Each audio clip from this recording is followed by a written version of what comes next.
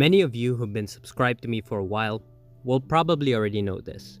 The Grand Seiko SBGW231 used to be in my collection. It's a watch that as soon as I got, I was praising. And I'm here to tell you, this is a watch I regret. But the regret doesn't come from purchasing the watch. Actually, I regret selling this piece. I no longer have this in my collection, and there's a big reason I'm revisiting this. If you guys have been subscribed to me for a while, you'll already know I already did review this watch. Yet, here I am again, holding this watch, reviewing it. Personally, I believe if you don't have any watch regrets, you haven't purchased a lot of watches, or you're relatively new to the hobby. Most of you guys probably have a watch you regret, whether it's a purchase regret or a selling regret. I'd love to hear from you in the comment section below. What watch do you regret selling or purchasing? So the SBGW231 is a watch that I never really hated. I never really fell out of love for it. In fact, I thought this watch was close to perfection. After all, nothing is perfect, but this came very close. 37mm case, beautiful cream dial, Zuratsu polishing, manual wind movement, and even have a really soft leather strap. I just love this watch. So I handle a lot of watches. Most of the watches I handle never make it to the channel, usually because those watches are for private work. Clients who send me those watches, I do some private work, and then I send it back. But I've experienced a lot of watches that I wish I just took the time to review it so I could showcase it here. Unfortunately, time wasn't on my side, but during this time, I actually experienced a few watches from Patek Philippe, for example, their Calatrava. Now the Patek that I had in hand was the 5196, the iconic Calatrava with that beautiful cream dial, but I had it side by side with the SBGW231. And to be very honest, and no bias because I don't own this watch, the Grand Seiko actually felt more special. In fact, I personally thought it was the better watch. Of course, I put that Calatrava under macro. It's a great watch, but it's also about $15,000 to $20,000 more than the SBGW231. Not only do I think this Grand Seiko stood up to that watch, but this watch actually felt a bit more special to me personally. I felt like the cream dial, the finishing, was actually a little bit better than the Patek. Now, please don't take any offense to what I'm saying about the Patek Calatrava. It is a great watch. I'm just giving my personal opinion and my experience with the piece. I personally thought it wasn't worth it. If you're not a fan of Grand Seiko, for example, I would have recommended the A. Lange & Söhne Saxonia as an alternative. But when I had them side by side, that is what I personally felt. Now you're probably wondering, well, if you love this watch so much, why did you sell it? My answer is simple.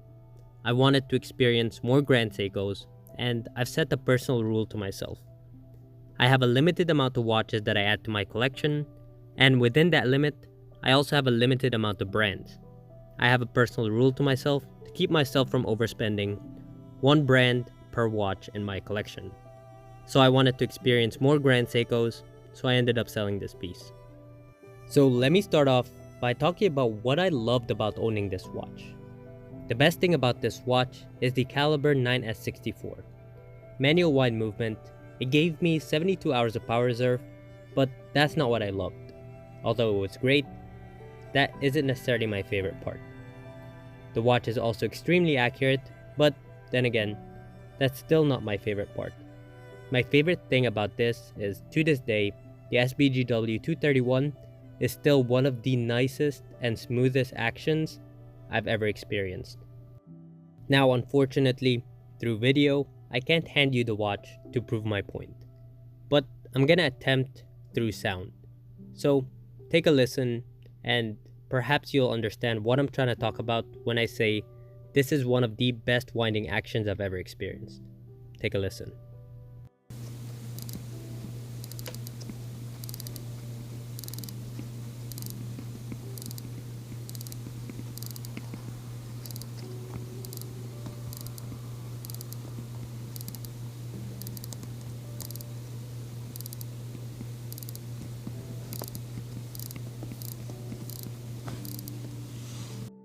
Pretty satisfying, huh?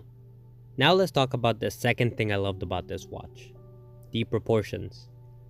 You can probably already tell by the video, the watch is very well proportioned. It comes in at 37mm by 11mm thick. Now, 11mm isn't the thinnest watches out there, but there's just something about the thickness that I actually quite enjoyed. It made it feel a little bit more versatile. It didn't make it feel like a pure dress watch. In fact, I wore this watch casually. Now, I have a 6.5 inch wrist, and the watch comes in at 44.3mm lug to lug. Lug to lug, which means top to bottom, which, just to let you know, is the most important factor when you're sizing up a watch to check if it will fit your wrist. At 44.3, the watch wore beautifully on my wrist. Needless to say, I think this will fit anybody's wrist just fine. If you have a wrist larger than 8 inches for example, it might feel a little bit small, but the watch is very well proportioned for me personally. Now, the last thing I loved about this watch is what I love about all Grand Seikos, the finishing. Under macro, you may have noticed there's nothing wrong with the watch. I didn't find any foreign material, no scratches, nothing under the loop, no imperfections. The watch is pretty much perfect. In typical Grand Seiko fashion, there's nothing really wrong with the watch, no dust particles, nothing with the finishing, the attention to detail, under $10,000. In fact, the attention to detail in general is impeccable. And that is what we expect from Grand Seiko. That is why we love Grand Seikos. Because the amount of detail that they give us at the price point is unmatched. So as I mentioned in my community post, I'm going to be bringing back the Q&As in every review video. So if you aren't subscribed yet, make sure you do so and click that notification button so you don't miss that community post. Today's question comes from Marvin Berward. First of all, thank you for the question. How does Zaratsu polishing hold over time? Is it more prone to scratches? Zaratsu polishing remains the same over time, but my biggest negative with Grand Seiko is, of course, the Zaratsu polishing is so finely done. It's mirror-like polishing to the point where it's so good, every scratch is very visible. Zaratsu polishing in general is not easier to scratch, it's just more visible. Of course, when you have very high level of finishing, it doesn't have to be Zaratsu. Some high horology watches have impeccable finishing, so of course, at that level, there is going to be a negative. That is, every scratch is going to be super visible. I like to think of it like the AP Royal Oak. The AP Royal Oak has one of the best finishing I've experienced in a watch. But the problem with the brush finishing is if you get a scratch across, that's all you're going to be able to see. Unfortunately, with Grand Seikos, that's what I've personally experienced as well. When you get a scratch in Zaratsu polishing, it is very prominent, it is very visible, so that is something you're just going to have to live with if you want this type of finishing. Overall, you probably already know I'm going to say this, I completely recommend the SBGW231. The watch is incredible. Under $10,000, you'll be hard pressed to find a better dress watch. It's not only a dress watch, you could actually wear this casually with a brown strap. It's such a great watch for the price. Now, big thank you to ExquisiteTimepieces.com for sending this watch in for review. If you're interested in any Grand Seiko, make sure you hit up Exquisite Timepieces, let them know I sent you. You tell them that you heard about them from Watch Collecting Strategy, they'll hook you up over there at Exquisite Timepieces. And again, big thank you to them for sending this watch in. Guys, let me know in the comment section below if you have any questions about this watch, and let me know what you think in general. I would love to hear from you. And as always, thank you so much for joining me, and I'll see you in the next one.